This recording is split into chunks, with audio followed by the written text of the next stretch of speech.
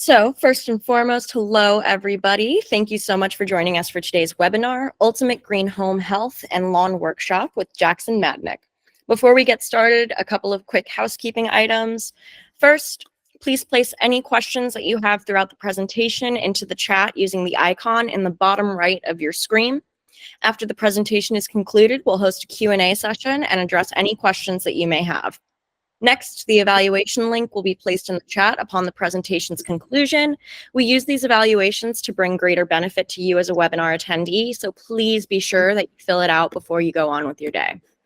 Third, some quick housekeeping items. The ELA Mid-Atlantic Meetup is on March 21st. This month, it will be hosted at Kind Earth Growers. You do not have to be a member to attend. If you want to meet some of your fellow plant and landscape peers and pals, please check out the events calendar on ecolandscaping.org to RSVP. Those of you with a hunger for even more webinar knowledge will be pleased to find our next webinar on March 25th, Nibbling on Natives with Russ Cohen. Even if you cannot attend the actual webinar, a reminder that registrants will receive a copy of the webinar recording to access as needed. And that just about wraps housekeeping. Now it is my honor and pleasure to introduce Jackson Madnick. Jackson Madnick is a longtime environmentalist and water resources and sustainability expert. Jackson is the former chairperson of the Wayland, Massachusetts Surface Water Quality Committee, present director, Congress of Lakes and Pond Association, board of directors, recipient of the 2007 Alt Wheels Regional Environmental Hero Award, and a two-time winner of the National Gala Award, the highest honor in the field of special events and public celebrations. In the past, Madnick's work has been commended by two White Houses, first Bush and Clinton, and the United Nations, John Glenn, the National League of Cities, and Al Gore, among others.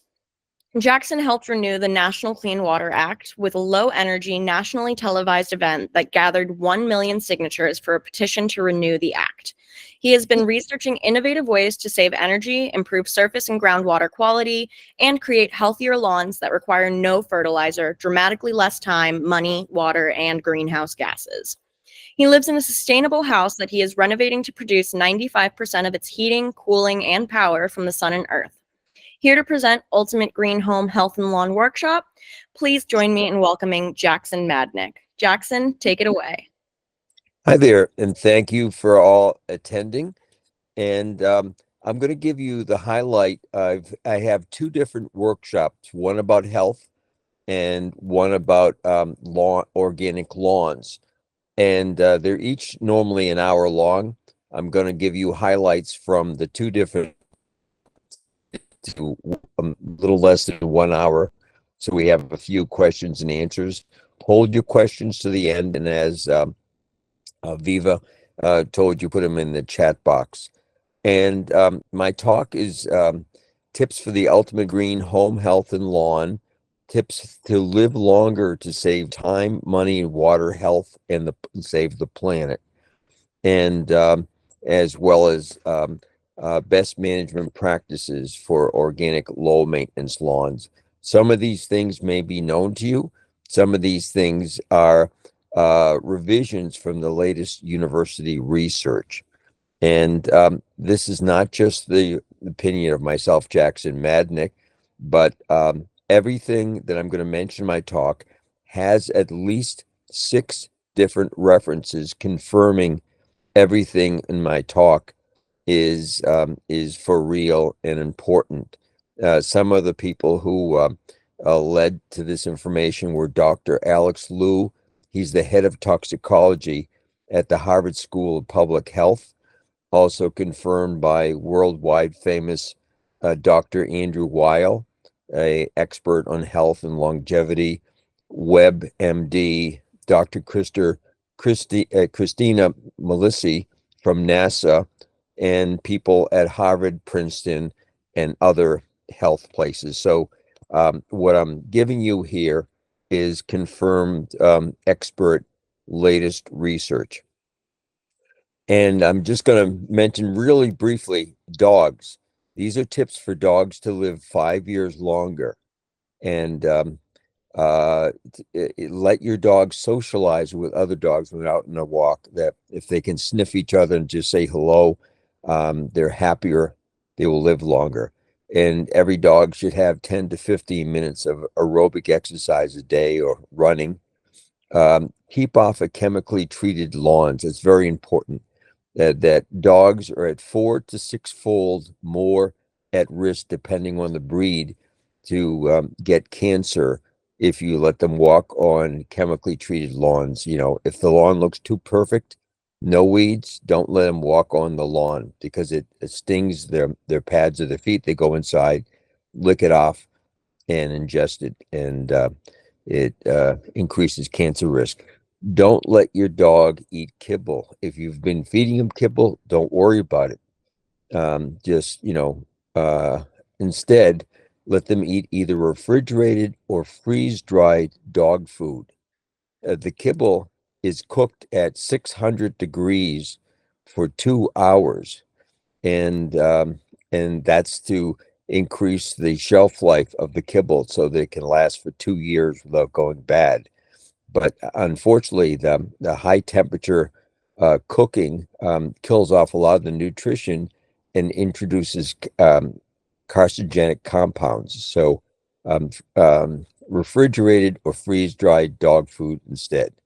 And if your dog has any medical problem, download a free acupuncture chart for dogs. And then on the points related to what the illness or the problem is, just massage the points in little circles.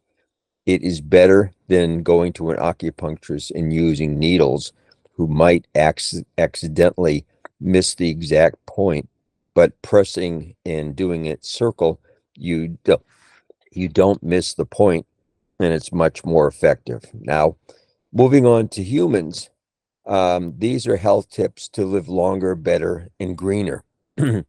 It's helpful to have a HEPA air filter and air exchanger in the winter. Also, in your home or your business, to have Erica palm, Boston fern, or English ivy. It helps filter the air. It's helpful to crack a window or have these plants near a copy or fax machine. Not many people have fax machines anymore, but around copy machines. Avoid toys containing lead, like most Chinese toys and other country toys. Buy only American toys for young children. Avoid PVD plastic when possible. And one major thing is shower curtains. If you get a plastic shower curtain, it weighs about 4 pounds. When a year later, it'll weigh 2 pounds. And where that 2 pounds go, it's off-gassing some pretty toxic stuff. So instead of a plastic shower curtain, have a glass door or a fabric shower curtain. Avoid mattresses with flame retardant PVDE. Avoid crystalline silica cat litter. There's all kinds of other cat litters with corn and all kinds of other things that are healthier for your cat and healthier for you.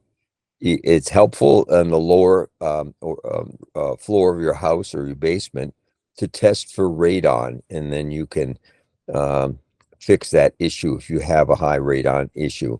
Check your drinking water for lead, and you can filter it or other methods to deal with it if you have a problem. Something that's always helpful is gas fumes are very carcinogenic.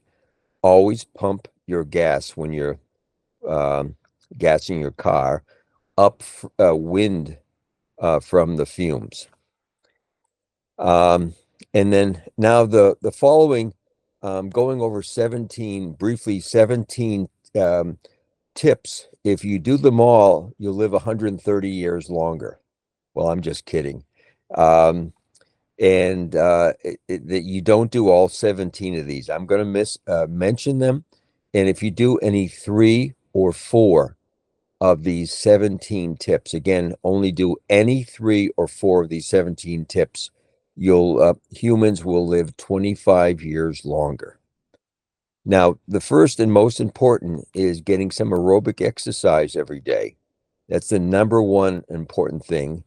And I'm going to mention some things from science and studies, how long it's estimated that you can increase your life. Other things, there's not a number. They know it will increase your time, but it's unclear.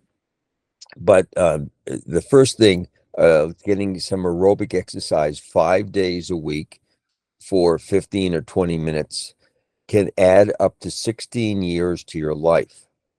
Socializing and chatting with friends adds years to your life. In terms of food, add fruit and vegetables, a daily multivitamin, steer free of pesticides, herbicides, growth hormones, color dyes, and preservatives, and drink lots of filtered water adds many years to your life. Having a positive attitude, look on the positive side of everything. Don't linger on the negative, adds many years to your life. If you're smoking, quit smoking or keep secondhand smoke away from you.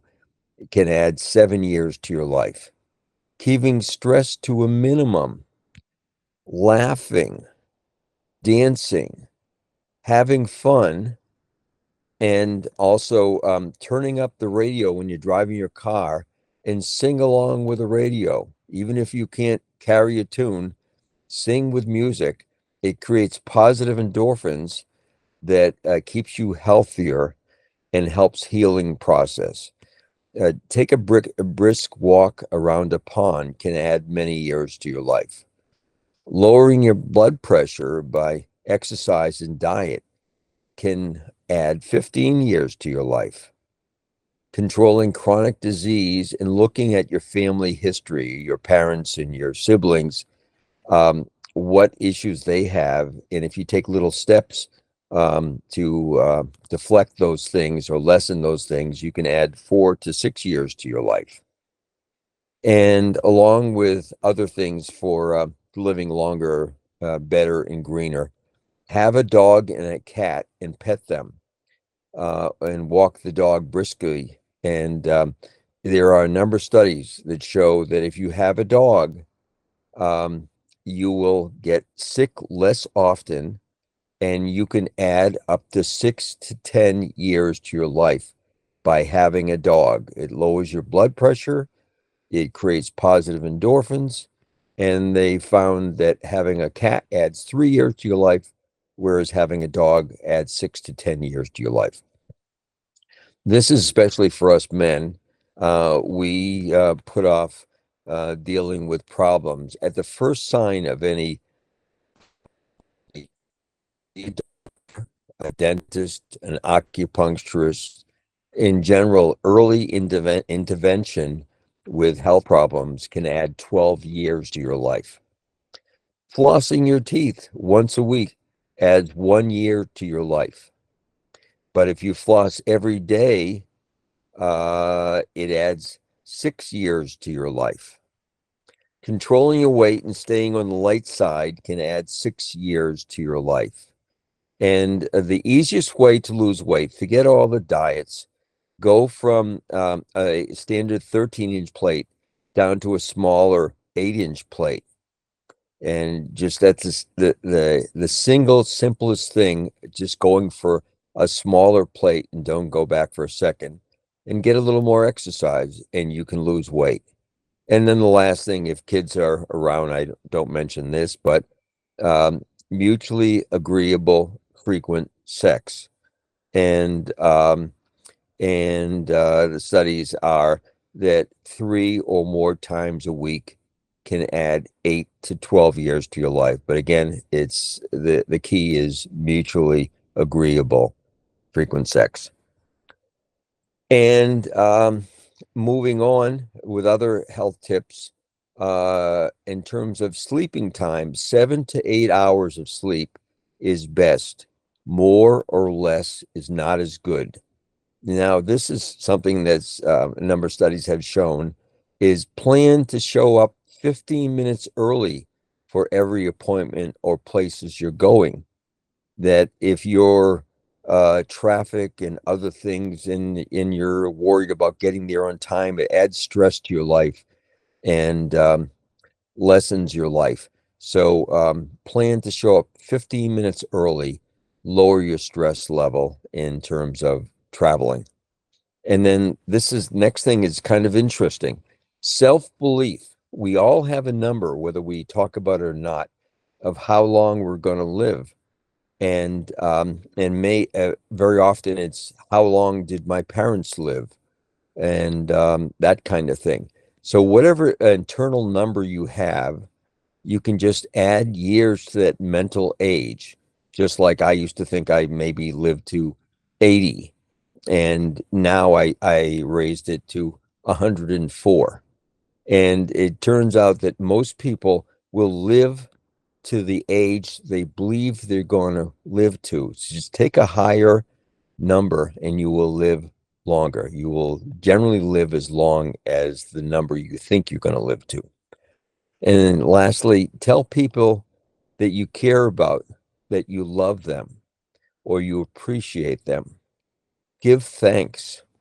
Take nothing for granted. Appreciate what you have and those around you. And it turns out that they will live longer and you will live longer if you show thanks and appreciation, caring and love for the people around you. And then lastly, download a free human acupuncture chart if you have any illness or problem, and just press little circles around where the points are, where there's eyes, headache, heart, whatever. You can cure or help a lot of things by just pressing little circles around the acupuncture point related to the health issue. And food, organic and not. This is a chart, and Viva can send this to you. Uh, Basically, this is a chart of regarding food, whether it needs to be organic or can or not. It can be conventional in terms of helping prevent and cure cancer. Ginger is the number one most important thing. You can just grate a little ginger, put it in with your evening food. It's kind of hard on your stomach in the morning or lunch, but a little grated ginger in with your food. Um, and the top half of this list are things that must be organic, such as meat, water, coffee, milk, peaches, things like apples. The skin of an apple is totally transparent. Whatever pesticides they use, 45 and in apples, the pesticides go right to the skin, to the center of the apple. So you have to buy organic apples. Moving the skin doesn't help. And then all the things in this list that are all caps are the most anti-carcinogenic foods, to have a little bit of those things mixed in with your daily diet. The numbers in here refer to how many pesticides generally are used with each of these kinds of foods. So all the things in caps are the most important. And even dark chocolate and coffee is good for you in small quantities. And then the lower part of the list is things that can be conventional, not organic, and they're okay if they're washed first. And these are things that either they don't use pesticides on them, or they have thick skins, like bananas and oranges and that keep the toxins out. And even things like avocados, that thin little skin on the avocado keeps all the toxins out. And so you don't have to buy avocados organic. They could be conventional. So these are things that can be conventional. And all of these things had at least 6 confirming sites. So you can keep this list in your car, or when you're going shopping, or on your fridge, and have healthier things. And now, what is the number one thing, the number one toxin inside or outside your home, business, or your public building? Anyone's thoughts? It is lawn care chemical. And a chemically treated lawn, according to Health Magazine, according to the CDC, the National Institute of Health, Harvard School of Public Health, and the President's Council on Cancer, a chemically treated lawn is the most toxic thing indoor or outdoors of our homes. So I'll talk about organics to use instead. And again, for an this is a organic lawn. It can look like this without any chemicals. You can have a beautiful lawn. A lot of people think that you have to use chemicals in order to be relatively weed free and look better. And lawn chemicals increase risk. It affects the health of children sixfold. It's linked to learning and behavioral disorders for children. It's a sixfold increase for elderly and also people who use lawn care chemicals. It exposes them, landscapers like you and other people. And for adults, it increases the risk of Parkinson's disease, Alzheimer's disease, asthma, birth defects, sexual dysfunction, cancer, and leukemia. Now, it doesn't give you these things, it just increases the risk that you can come down with these things so just if you have been using these things, don't worry about it. Just stop using it and go organic with your lawn care. In terms of pets, again, depending on the breed of the pet, there's different risks. And it turns out that in 1950, before they started using chemical fertilizer, only 5% of the dogs got cancer. Today, the cancer risk in dogs, depending on the breed, is between 46 and 70%. And again, you can lower that greatly by keeping the dog off of chemically treated lawns. And there's a big issue about runoff from homes and lawn care chemical fertilizer runoff ending up in our watersheds to grow invasive weeds out of control. And that was the picture before was a pond in Wellesley that I gave a couple of educational talks and encouraged people to not use chemical fertilizer and to use a 6 to 12-foot buffer zone on the edge of their lawn between their lawn and the road to soak up the runoff of fertilizer, and went from that to that with getting people and also a little bit of uh, and it's dramatic effect of lessening for chemical fertilizer going into ponds. And we need to address carbon and our climate. And we've never before had tornadoes and hurricanes in December and lightning storms and wildfires out of control. This is a map from NASA. The red areas are the most carbon intensive, giving off the most greenhouse gases.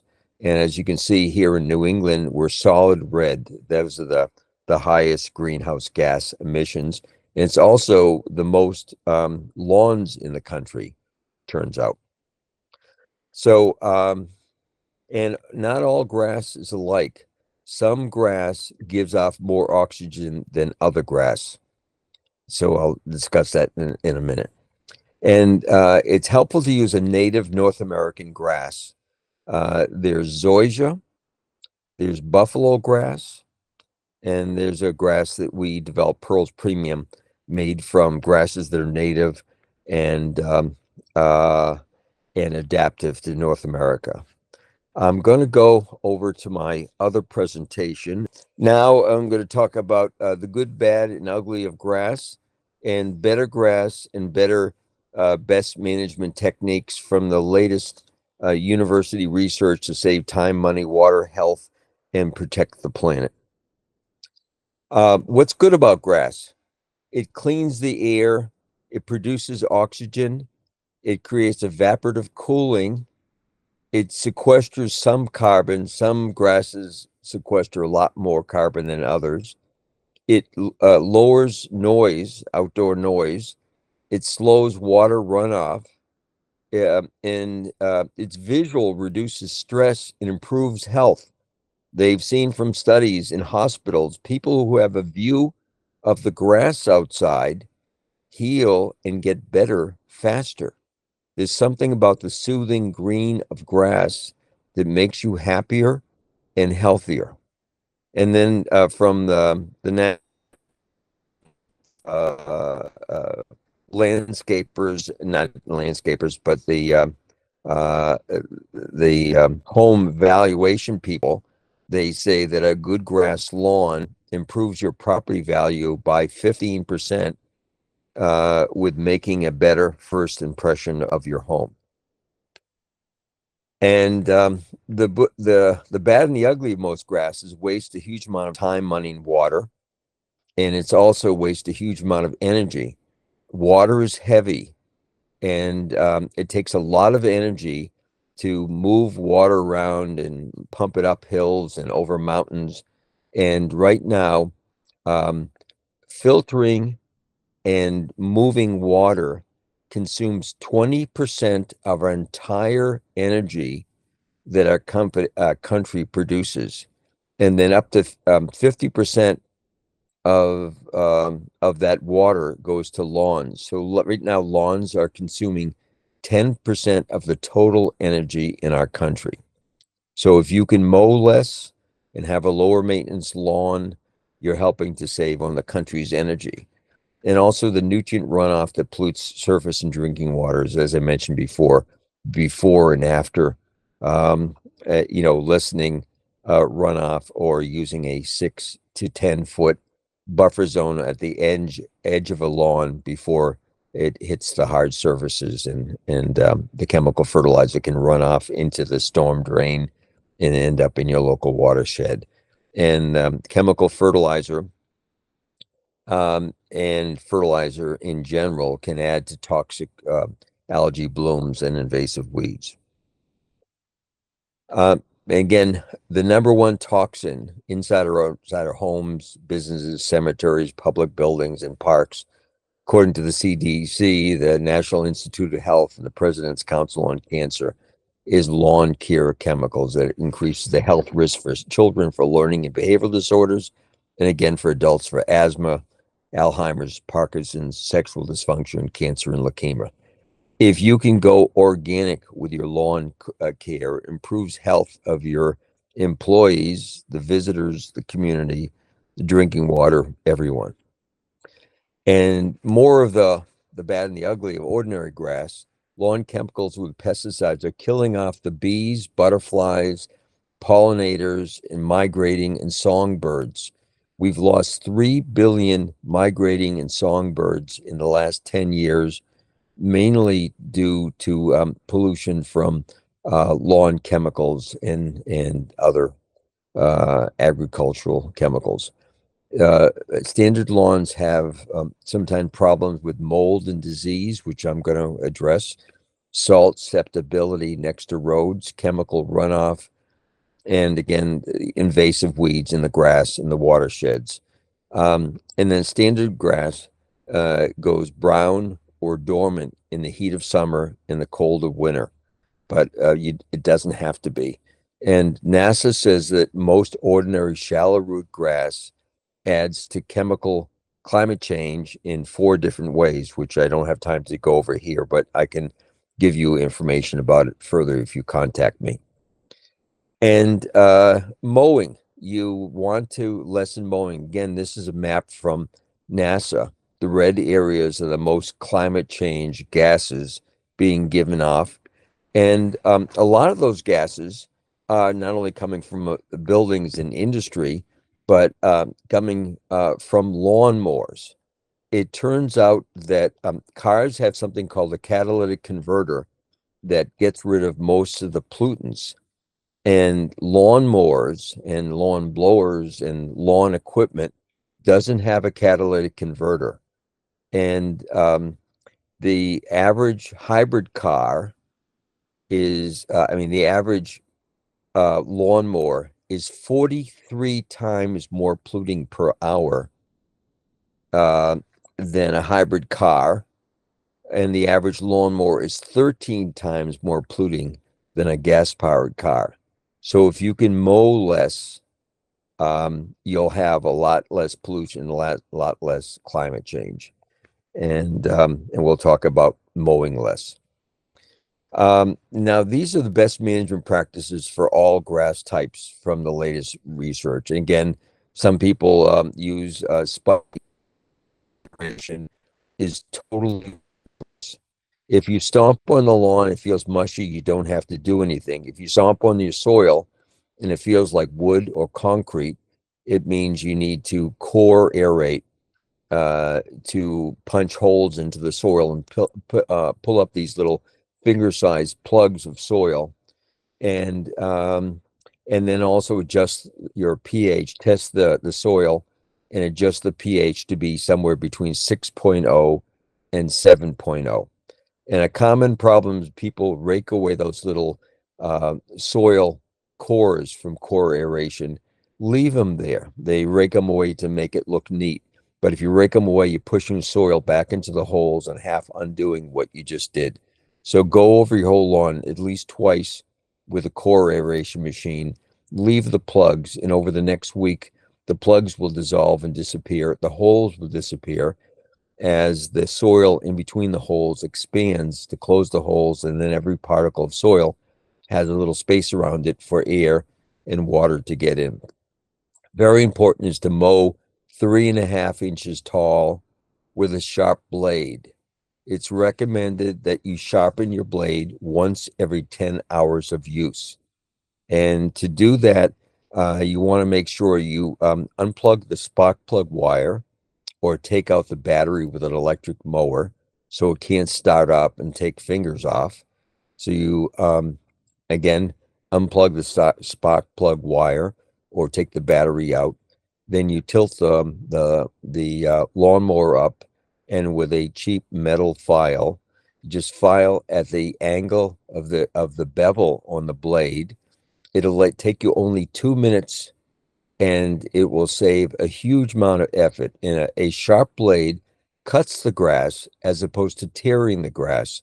A dull blade tears the grass. If you look at the cut line, it's up and down, jagged, with 3 to 4 times the amount of surface area at the cut for water to go out and disease to go in.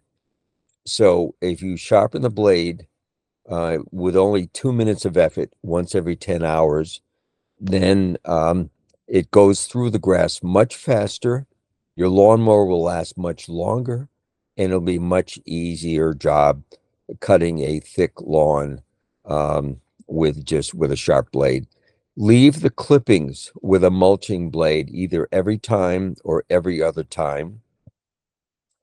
Use organic fertilizer, not chemical fertilizer, and minimally every other year, put down a 1/4 inch of organic compost that can improve the top foot of soil to have healthier grass, healthier for your employees, the people, pets, and planet. And a common mistake is to apply fertilizer in the beginning of spring and the beginning of before fall rains. And nitrogen is to plants, as you know, what food is to people. And the nitrogen is the most mobile thing in the soil. So if you're not going to be, fertilizing 4 times a year or something, if you're only going to be fertilizing twice, do it after the spring rains and after the fall rains. And because otherwise you put the fertilizer down, you have a bunch of rain, it washes the fertilizer out of the soil, and you're applying something that's gone shortly.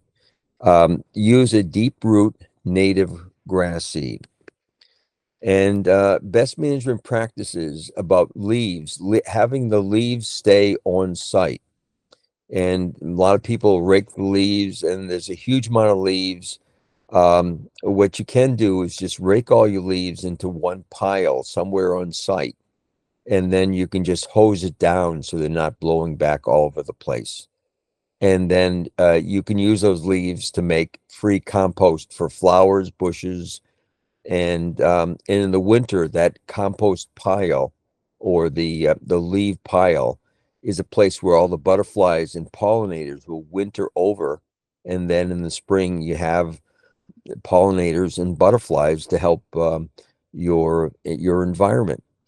And then the last couple mows in the fall, you want to cut 1 or 2 inches high with a mulching blade and leave the clippings in place to fertilize for free and in the soil for and songbirds to munch on. Don't take away your leaves, as this adds to your cost and effort, and it adds 12 million tons of leaves every year to landfill just to create more methane gas and more climate change. Right now, leaves are almost 10% of all landfill in the country, and the landfills in many places are running out of space. So, again, keep your leaves in a pile on site and or mow them into the grass in the fall. Best management practices for moss, mold, and weeds. As you know, with moss, it doesn't have roots. It just kind of sits on top of the soil. So you take a steel rake and just rake it back. It just peels right back like a carpet. And then you can adjust the pH to be less acidic. You want to test it, and in places where moss, the pH might be in the 4 or 5.0 range. So you want to add 40 pounds of pellet lime per 1,000 square feet. Be careful not to use Jonathan Green's super concentrated 10 times the strength um, pellet lime. Just use regular pellet lime because otherwise the Jonathan Green can send it, shockingly up into super alkaline. Um, you want to use water holding deep grass and then trim the lower branches up to 10 feet high from the soil to let some side light in. And then you put down grass seed and a little bit of organic fertilizer, water it, and the moss will never come back. Again, you're peeling back the moss, you're applying 40 pounds of pellet lime per 1,000 square feet, and then reseeding. If you have mold, mushrooms, or grubs, they're caused by too much rain or too much irrigation. And so cut back on the irrigation if you have mold, mushrooms, or grubs. And then this grass I'm going to mention, after pearls, has 6-foot roots. It soaks up the excess water, and you don't have grubs without chemicals. You want to lessen the weeds by mowing at 3.5 to 4 inches tall in the spring and the summer. You can mow shorter at any height you want in the fall, but spring and summer, the magic height is 3.5 inches high. If your lawnmower doesn't do a 1/2 inch setting, mow it at 4 inches high. When you cut it short, the grass is like starved. I need some more sun. So the grass artificially grows faster than it should. If you mow taller, it grows much slower, and you don't have to cut as often. So you plant thickly at 10 pounds per 1,000 square feet, leaving no bare space spots, and adjust the pH to be between 6.0 and 7.0, and you'll have few to no weeds without chemicals. And if you have weeds or things you want to get rid of, or down south, if you have Bermuda, which is a very invasive grass, you can use Captain Jack's organic herbicide. I have nothing to do with Captain Jack's. They're just a very effective organic herbicide. It's basically vinegar, clove oil, and acetic acid. It smells a little bit like Italian cooking between the vinegar and the clove oil. And it comes concentrated. You mix 1 part Captain Jack's organic herbicide with 10 parts water, mix it up well as you're doing it, and then you spray it down, and everything will be dead as a doornail. And 3 days later, you can plant whatever grass you want. And the Captain Jack's is much safer than toxic chemical herbicides and pesticides. You just want to make sure you don't get in your eyes, wear goggles or sunglasses, but otherwise it's totally organic. And I was concerned. I always loved grass, but I was concerned about all the water, the runoff, the time, the sound of lawnmowers. And so I did some research, tried to see if there was such a thing as a healthier water safe for sent away for over 70 kinds of grass from around the world. They're supposed to be lower maintenance, lower water. I grew those 70 grasses on my deck in little pots for a year and a half, and with no chemicals, very little water. And a year and a half later, they were all dead. They didn't make it through a hot summer drought. And so I wanted to see if there was such a thing as a better grass. I'm going to talk about deep grass, root grasses in general. And to create a new grass, I hired 4 of the world's smartest PhDs in turf science. Between them, they suggested 130 different seeds. And we narrowed down over time to 7 seeds that were more drought, disease, bug, and salt tolerant. And then we adapted the mixture from and to use only native grasses to North America, and adaptive grasses that have come from other places, been here over 100 years to adapt to our climate, and to create a grass mixture that's all natural, non-GMO. We grew over 10,000 trials over an 8-year period, and we found one aha batch of certain seeds that interacted, that created 2 phenomena: slower growth above the soil and put all its energy into the roots. We now have 2 US patents and patent pending worldwide, and then 14 more years of slight improvements. The grass is now in its 7th generation. And uh, again, there are other deep root grasses. I recommend natural grasses and deep root grasses. And Pearl's premium grass is just a little bit deeper roots. It grows 6-foot roots. On the picture on the left side is standard grass that grows fast above the soil and only 3 to 8-inch roots. The Pearl's premium grass, with the interaction, slows down the growth above the soil, so you mow it only once every 4 to 6 weeks instead of every week. It puts all its energy to the roots, so it grows 6-foot roots, not 6 inches, 6-foot roots. And if you mow our grass at 3.5 to 4 inches tall, or other deep root grass, not just our grass, other deep root grass planted thickly, mowed at that height, it stands up as a manicured lawn with few to no weeds. There's no chemicals on this lawn, and look how nice it is as a manicured lawn. And if you don't mow a many deep root grasses like fescue grasses and our Pearl's premium grass, if you don't mow it at all, our Pearl's premium grass flops over sideways to become a 3-inch to 4-inch tall, no mow type lawn for undeveloped areas and hills. Both of these pictures, this hill and this backyard in California, they're both 3 years old without any mowing whatsoever. You measure from the soil to the top of the leaned over grass, it's only 3 to 4 inches high. There are other no mow grasses that will flop over and be 9 inches or a foot high. So there are a number of options for no mow grasses. Our deep roots hold, and other deep root grass, not quite as much water, but 75% less water after the establishment period. It stays green year round. It never goes brown in the heat of summer or the cold of winter. And so down south in the winter, when the grass goes brown, they plant an annual rye.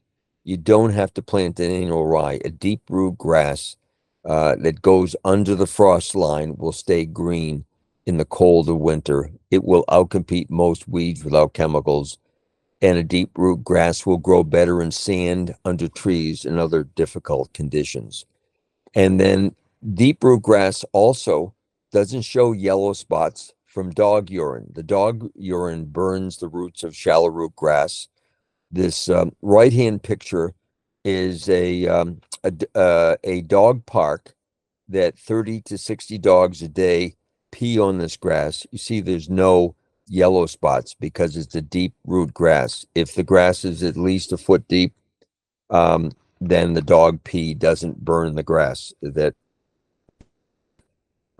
there's enough of the healthy plant alive that it doesn't show yellow spots. This left picture is two female dogs who pee on this grass every day, and you see no yellow spots. Of course, dogs can smell, and if they nibble on the grass, they can tell where it's been peed on or where it's just healthy, tasty grass to nibble on. And then also deep root grass works better than a rain garden. If you know what a rain garden is, this is on the South Shore, a pit where the whole neighborhood, the houses to the left, the right, and behind, it rose up.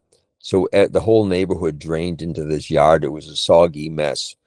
And so they put in this rain garden, which is a hole in the ground with gravel in it to take the excess water, with water tolerant plants on top to basically be a gravel hole to take water. It didn't work. It didn't have enough volume. They spent $10 a square foot, 200 square feet, $2,000. It didn't solve their problem. And they put in our Pearls Premium Grass. They spent $200 on grass seed instead of $2,000 on the rain garden, and then the water from the neighborhood going into the yard. Within 5 or 10 feet into the yard, it just into the ground, and they had no problem whatsoever. So our grass or other deep root grasses can work better than a rain garden. And deep root grasses also can sequester up to 12 times the carbon to help lessen climate change and extreme weather. Deep root grasses are also more salt tolerant along roads and oceans. This is a North Shore of Boston home right along the ocean, and that a couple times a year at high tide or storms, saltwater waves go across their lawn, kills the lawn. They've had to keep reseeding over and over and over this lawn. They put in a deep root grass, and in spite of the couple times a year saltwater waves going over the grass, it doesn't kill the grass. And also along, where you put down salt for sidewalks, and a deep root grass will look better. And a deep root grass grows well under trees. This is our shade mix under this tree where it never grew grass before. It was just shade tolerant, just rocks, gravel, dirt, and shade tolerant weeds. Our shade mix under the trees, and our full sun mix out in the open with little overlapping. You can't tell the difference between the color or the texture. This is a cemetery in St. Louis. Under the trees, at the left picture, just dirt and shade tolerant weeds. Again, a deep root, shade tolerant grass under the trees. It went from left picture to right picture. Deep roots and slow growth grass.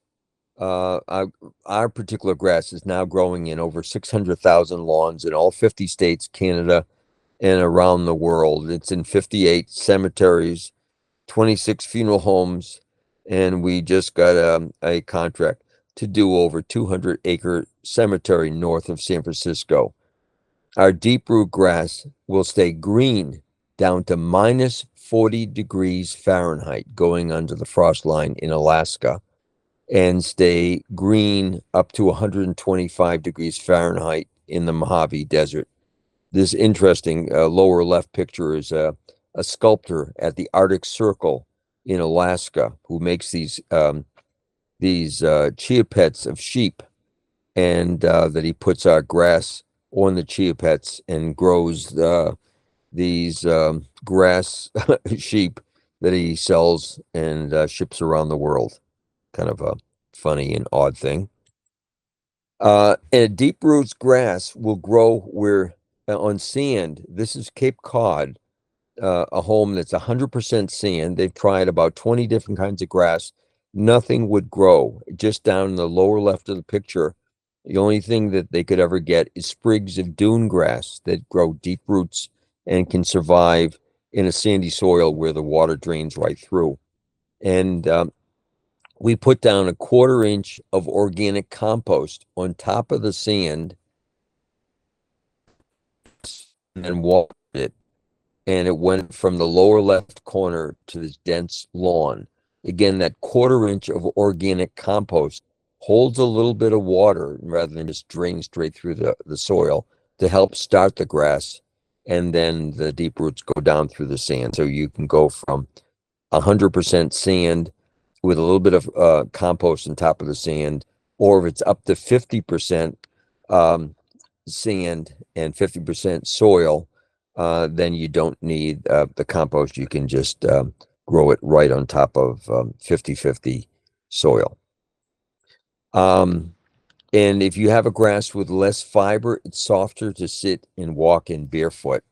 And again, a deep root grass can be barefoot soft, never need chemicals, fertilizers. So it's people, pet, and planet friendly. Less bugs. Some research from about 25 years ago, some scientists noticed that certain kinds of fescue grass have fungi and endophytes growing on the seeds and the blades of the grass that gives off a smell that ticks and mosquitoes can smell, but humans can't. And it keeps away and 2 of the seeds in our 7 seeds in our mix. And again, you can get other seed types that incorporate this, but it'll give off a smell that humans can't smell, only bugs, ticks and mosquitoes, and it lessens ticks and mosquitoes by 80%. This is a home in Belmont that they hired a landscaper to put in some bushes and some flowers, and they were complaining to the homeowner that the mosquitoes were eating them alive in the backyard, and there was no mosquitoes in the front yard because the front yard had our grass that has um, uh, uh, these seeds that have the fungi and endophytes. Again, it doesn't cure these problems, but lessens mosquitoes and ticks by up to 80% within 200 feet of the grass. So it's a useful thing, our grass or other grasses that have the fungi and endophytes. Also, some grass produces more oxygen. There are some finer blade grasses that produce as much as 24 times the oxygen compared to carbon.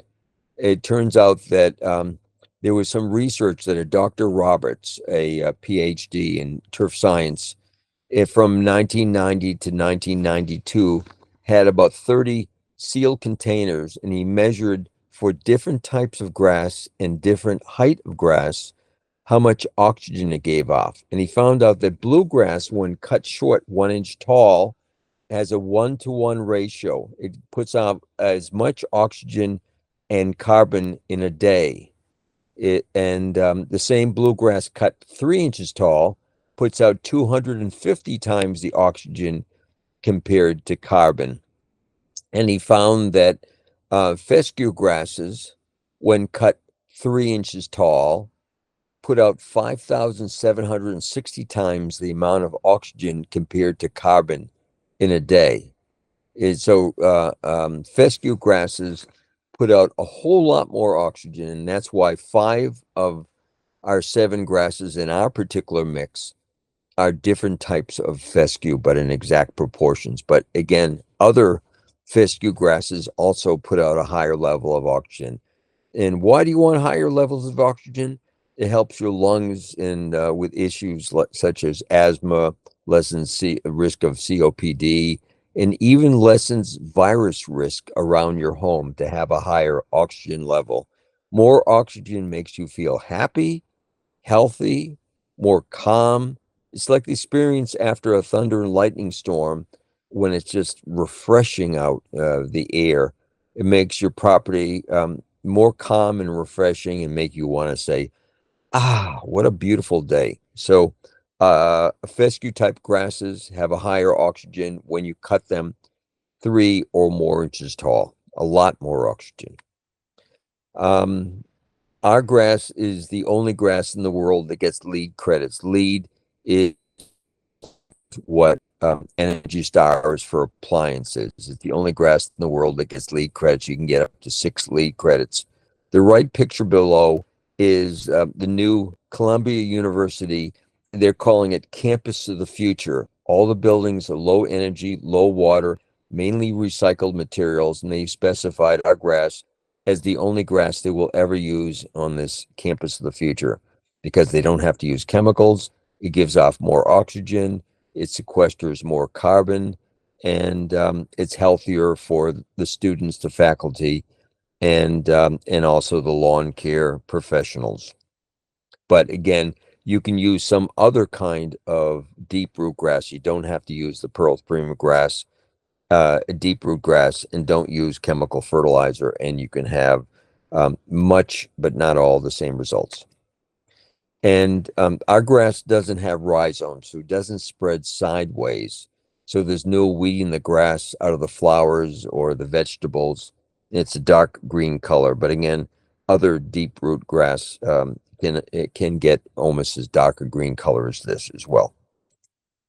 Our grass has had over 400 rave reviews from ABC, NBC, CBS, NPR, Popular Science, even CNN and Fox News, which these days is about the only thing that CNN and Fox News will ever agree on.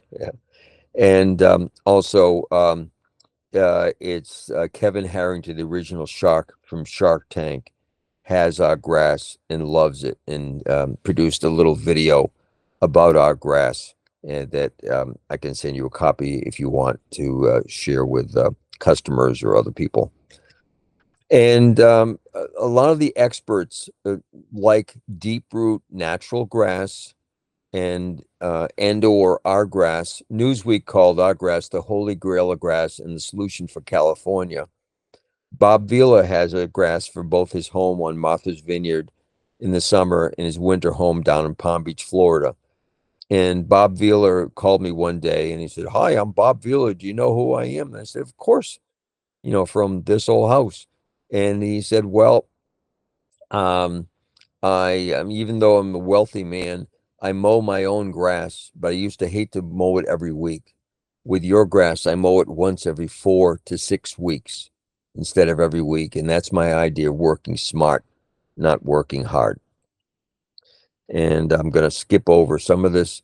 Our deep root grass grows in all quadrants of the country. This upper left picture is the Northeast. The upper right-hand picture is the Southeast in Georgia, the hottest summer in history when they had water bans.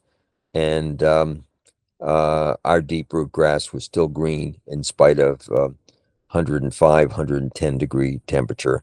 Lower left is the Southwest, and the lower right is the Northwest. A deep root grass and many can take more abuse. This is before and after the Boston Museum of Science. They used to have, or they still have, 800 to 1,000 students a day taking tours in the Boston Museum of Science. And in the spring and the fall and good weather days, between noon and 1, they kick all the kids outside for an hour to get some fresh air, eat their lunch, and give the educators in the museum an hour break before the hordes come back in. The grass in the lower left showed it was just patches of dirt and weeds that can take 10 years later with the same 800 to 1,000 kids a day on the lawn. This picture was taken on the weekend, not with the 1,000 kids a day on the lawn for the tours, but it can take high traffic. And again, this is the Southwest. Upper picture is in the summer. The grass is all fried and burned out in the desert. The middle picture is 2 months later, installed by this lady who has a purple thumb, as she said. She's never grown anything, and right over her burnt grass, and looking like this in the summer with minimal water once a week instead of every day. And the lower again is at Hotlanta during the hottest summer in history. This is the grass. It's at Logan Airport out in front of the terminals, and then the lower picture here is a home in the Northwest that they water the flowers, but not our deep root grass. And again, whether it's our deep root grass or some other deep root grass, you need to water it to get established, and then you seldom or never water it again. And the other advantage of a deep root grass, it does a much better job of outcompeting the weeds. The line down the middle of this picture is the property line. On the left side is ordinary grass, chock full of all kinds of weeds in flower this week. The right side is our deep root grass, or you can have some other kind of deep root grass. And you can see without any chemicals, the deep roots are outcompeting the weeds without chemicals. And this is a pond on the North Shore of Boston, where they buy a pond where they don't allow any lawn care chemicals. If you look carefully, you can see 3 dandelions in the whole lawn, very few weeds.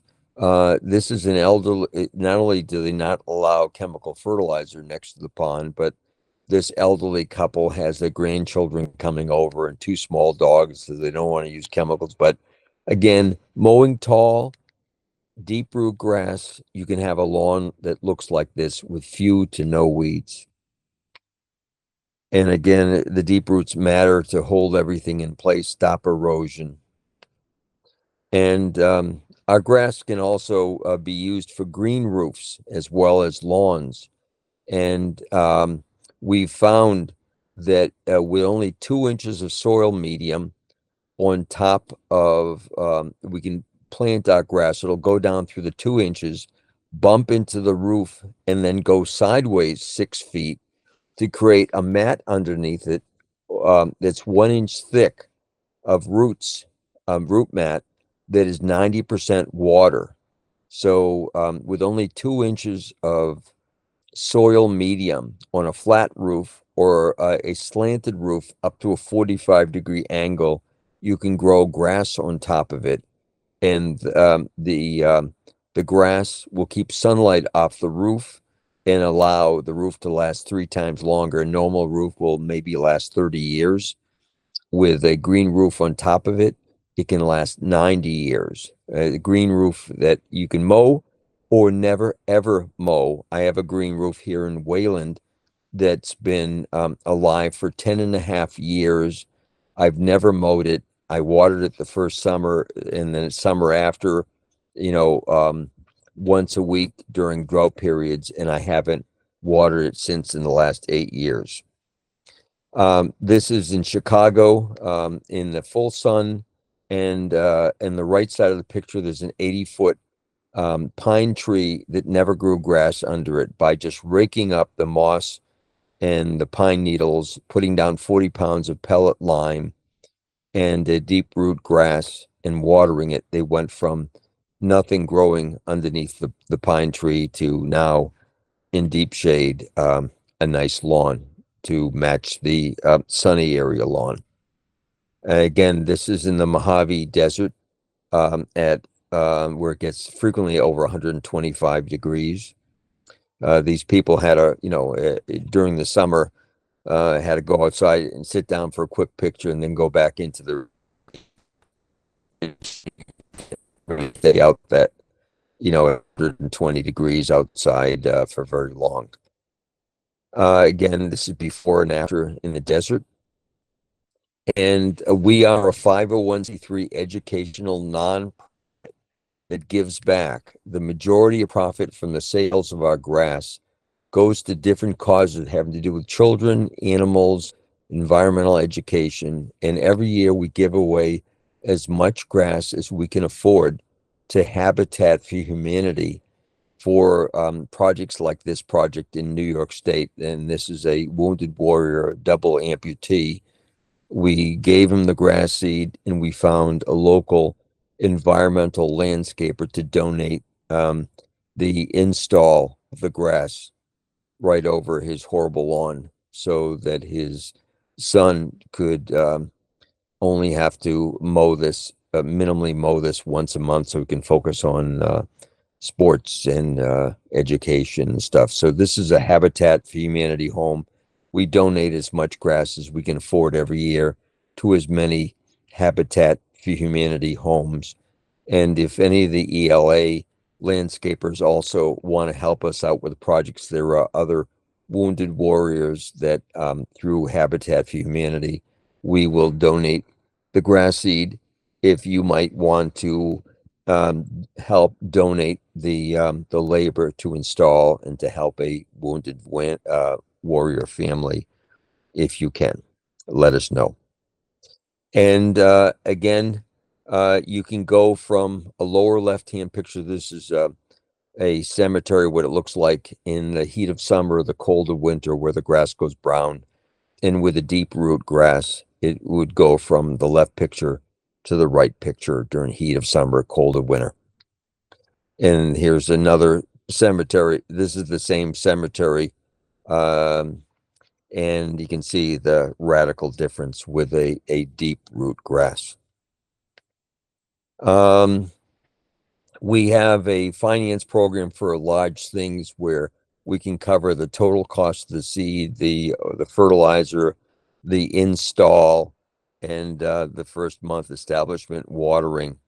And you can talk to us about that for large installs, so it doesn't cost the customer anything, and they just pay it back over time slowly.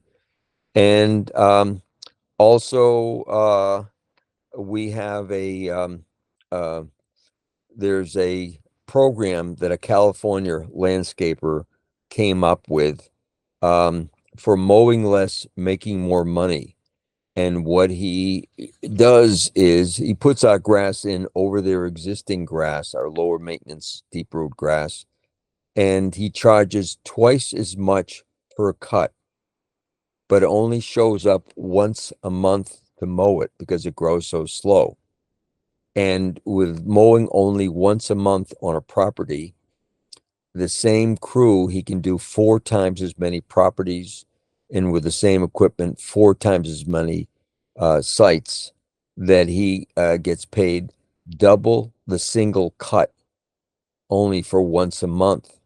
So you're basically sharing the savings with the homeowner and the landscaper. And so the homeowner is happy. He's only paying half as much as he was compared to every week cut. The landscaper is happy because he's doing 4 times as many jobs at twice the price per job. So, we have a document we can send you about mowing less and making more money. So let us know. We have a sun mixture for 6 hours a day, all day long, full blazing summer sun, a sunshade mixture for 2 to 8 hours a day of summer sun, and a deep shade mixture for only 2 hours a day of sun, down to deep shade under trees where grass has never grown before. And again, as a landscaper, call us for a volume deep discount. Don't be scared about the cost of our grass. That's it. We won an award from the state of Massachusetts last fall for being manufacturer of the year. And this is my contact information. And we give landscapers volume discounts. And we can take questions. Let me know what your questions are, or call me after this, or email us if we can help you in any way. What are your questions? Great. So the first question that we have in the chat is corn gluten safe on my lawn? Yes, um, but it doesn't work that well the first time you use it. It only slightly works the first time you use it. The second time you use it, it works better, and by the third time you use it, it works very well. And but corn gluten will kill new grass or prevent grass seed from sprouting. So you use the corn gluten 6 weeks before you put down um, grass seed, or 6 weeks after the grass seed sprouts. And again, you might do it in the spring, 6 weeks before you plant the grass seed, and it'll help a little bit. And then this fall, you do it 6 weeks before or 6 weeks after any new grass. And at the second time around, it'll work much better. And the third time around, in the same way, it will. But again, cutting tall, planting thickly is the best thing to lessen weeds. Yep. Next question. How can I minimize mushrooms in wood mulched flower beds? It means um, there's just too much irrigation or too much rain. If you can cut back on the water, um, or put something down that helps,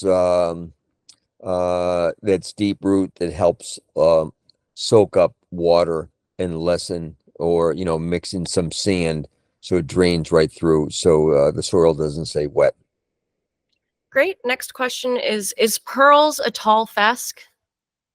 It is Pearls Premium is 7 different seeds. It's 5 different kinds of fescue seeds, 2 of which give off that endophyte and that smell that humans can't smell, that lessens mosquitoes and ticks.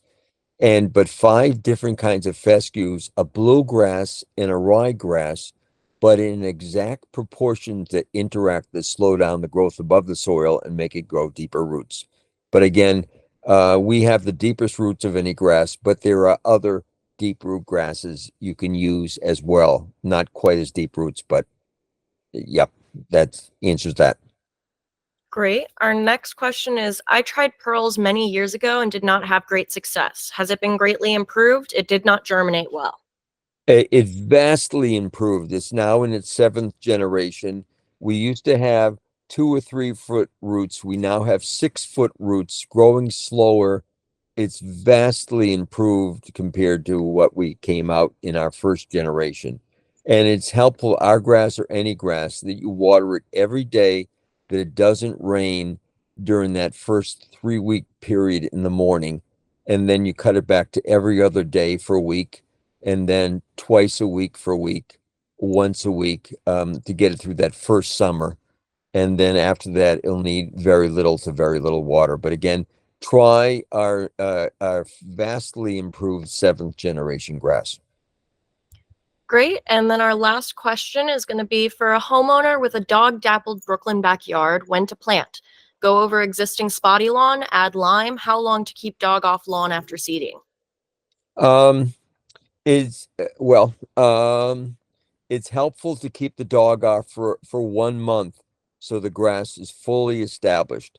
And the way you can do that, you can get these tomato stakes from Lowe's or Home Depot, that are they're sticks that are 1 inch by 1 inch, 4 feet long, with a point on the end. You can whack them into the ground and to make some posts around. And then they sell this Dayglow orange or green webbing to go around it, to create a perimeter to keep the dog out. So you put the seed down, keep the dog out for 1 month, and then you can pull up these stakes and the webbing and do the second area a month later. But if you can keep the dog off for 1 month, then the grass is fully established, and that can take the dog heavy running in traffic, and the dog peeing on it, and no yellow spots.